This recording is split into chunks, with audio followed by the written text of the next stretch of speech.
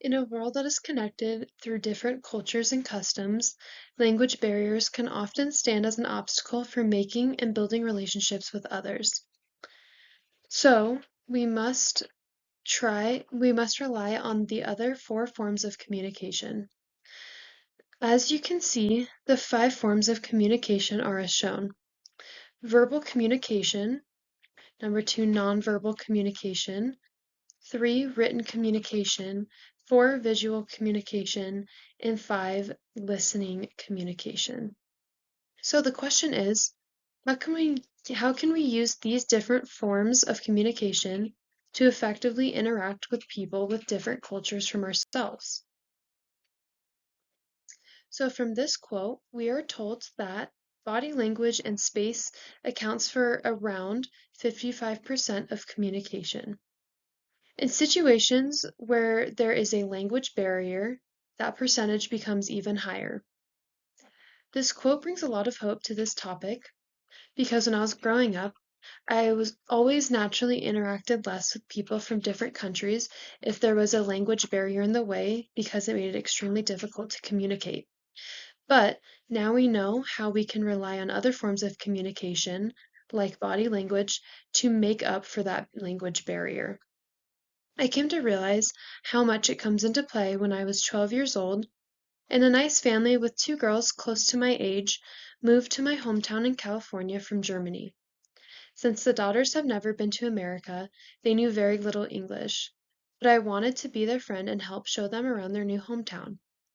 I remember being nervous that they would not understand anything I was saying, but I quickly found out that they relied on my hand gestures and my body language to determine what I was trying to tell them and to interpret to them. As they stayed in America longer and longer, their English became a lot stronger. But I noticed that they still relied heavily on hand gestures and body language in conversations and came to understand that this is because body language and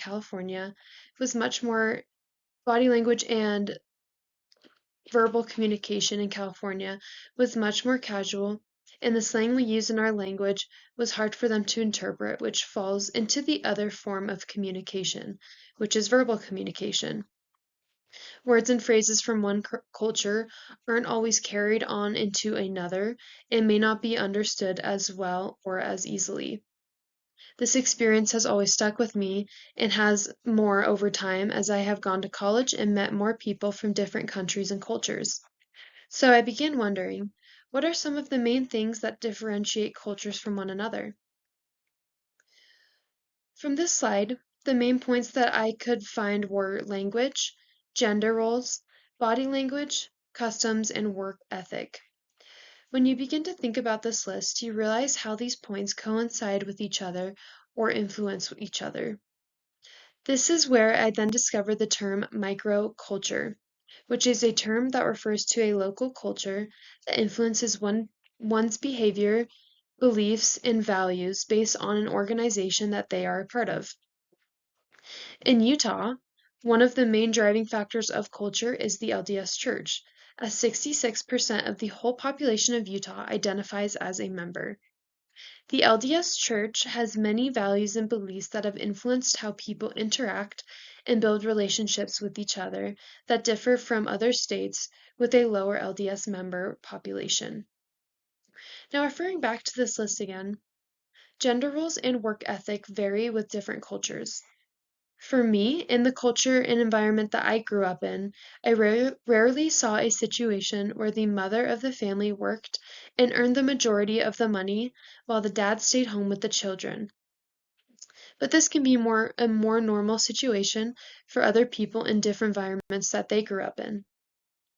Now, going back to interpersonal relationships, they are valued in every culture, but others value different things and build relationships in different ways.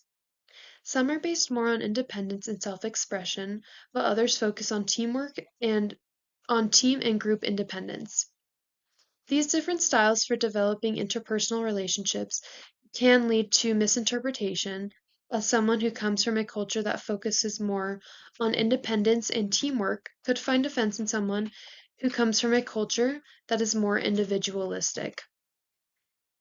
At the end of the day, It is important and helpful to realize that every culture values interpersonal relationships, and that communication in any way plays a major role in that. It is helpful in avoiding contention with people from other cultures when we realize that there are differences and try to learn about them to build stronger relationships.